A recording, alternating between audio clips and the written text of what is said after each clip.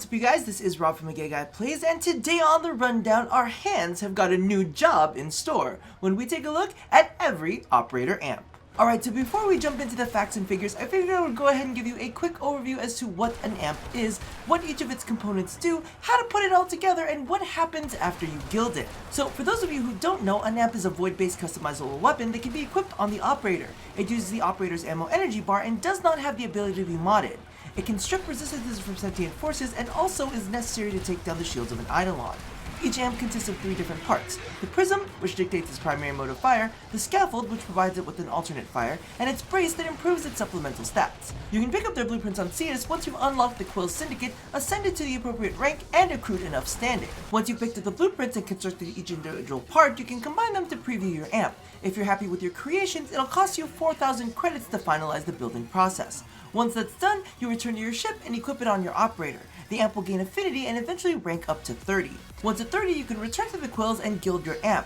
Guilding your amp will increase its critical chance by 10%, its critical multiplier by 0.5, and its status chance by 10%. Now, one of the things that you guys should know about amps is that they all share some key stats. Each and every one of them have a base energy of 100 and a recharge delay of 2 seconds. However, you can use certain braces to alter these stats. The Klepakra Brace, which is available at tier 1 with the quills, increases the base energy to 120, while the Jutney Brace, which is available at tier 2, decreases the recharge delay to 1 second. There is a third brace called the Lauren Brace, which increases the critical chance, but it doesn't necessarily list the stat, and I'm going to be 100% honest with you, I can't find any information on this anywhere, and upon firing them myself, I don't really feel like it increases it super dramatically. Also note that while it isn't a stat available in the arsenal, I will go ahead and leave it in a pinned comment below if I do find out exactly what that critical boost is. Now, finally we can jump into the facts and figures, starting off with prisms, and as I stated before, these dictate the primary fire mode of a weapon.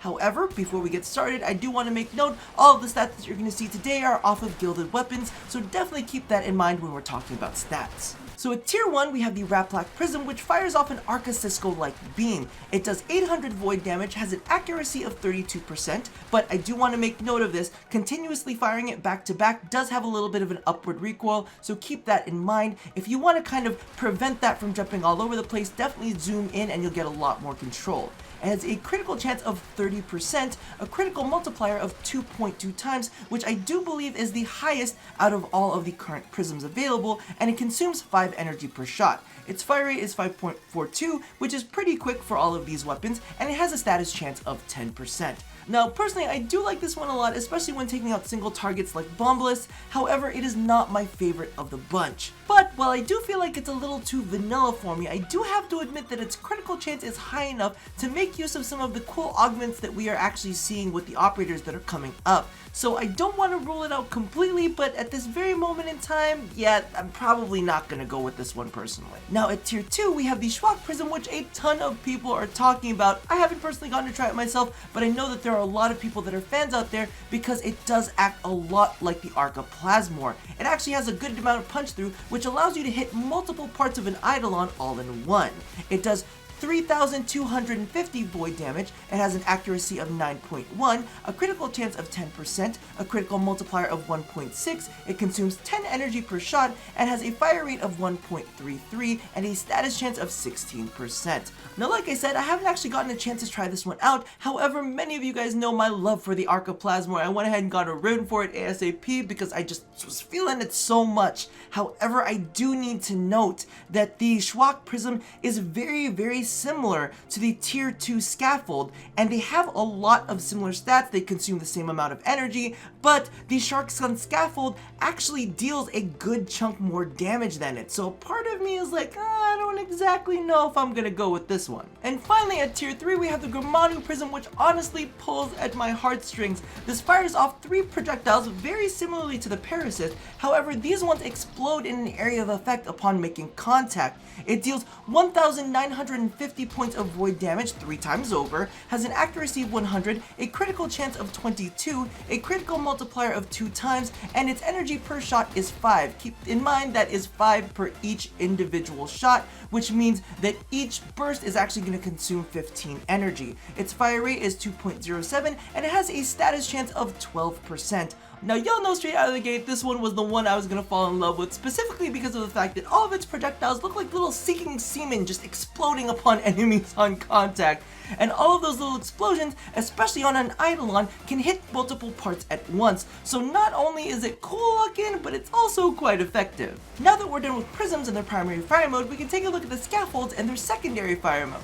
So starting off with tier 1, we have the Penta Scaffold, which is basically an Opticore beam. It deals 6,000 points of void damage, has a 100% accuracy, a charge rate of 0.8, a critical chance of 16%, critical multiplier of 1.6 times, its energy per shot is 10, and its fire rate is 2.0 with a status chance of 20%. Now, this one is pretty clear cut. If you like weapons like the Opticore, you're going to end up liking this one as well. You can actually hit multiple parts of an Eidolon by shooting through its crotch and butt. That's what I've been told by several people. Listen, I've only ever tried it by shooting through the arms, body, and the other arm, but hey, whatever you want to do, whatever you want to try on your own time is your own thing. But the other thing that I really like this for is when all of those stupid Vombolists come at you and they dash through you and then they're like miles away and you're like, where is that little sucker? Well, you know what? Wherever he ends up, you can go ahead and you can snipe his ass using the Penta Scaffold. So I am a big fan of this one. Moving along to tier 2, we have the Shrek Sun Scaffold, and this one I'm told, because I haven't used this myself, is basically like a Sonic Core with punch through.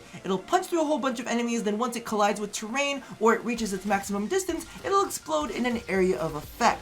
This one deals 7,000 points of void damage, it has an accuracy of 9.1, a critical chance of 20%, a critical multiplier of 2 times, an energy per shot is 10, its fire rate is 1.33, and its status chance is 20%. Now, I'm gonna be completely honest with you, if its stats look similar at all, it's basically because it's a more powerful version of the tier 2 Schwack Prism. So as you can see, this one does 7,000 points of damage, while the Schwack does 3,250. It has the same accuracy. The Scaffold actually deals more critical chance and has more critical multiplier to it, consists of the same energy per shot, same fire rate, and actually has more status. So in my head, I'm kind of like, if I've got the Shrek Sun, why would I need the Schwack, right? I'm just kind of putting that out there into the universe. I figured if you want to play around with a different primary, you might still be able to go ahead and get the Shrek Sun and still get that same kind of like shotgun explodey effect. But as I said, I haven't tried this one out personally, so who knows, I could totally be wrong. Now finally at tier 3 we have the Klebrick Scaffold, and I'm gonna be completely honest with you, I don't know what it is about tier 3, but they just get me. They just get me at my very core, but this is basically Symmetra's beam. It latches onto targets within 25 meters and kind of follows them around. It's amazing. Its void damage is 2,500, the accuracy is 100%, its critical chance is 16%, its critical multiplier is 1.6 times, its energy fire rate is 90 per second, its fire rate is 1, I don't know how those two mix in with each other, but its status per second is 14%.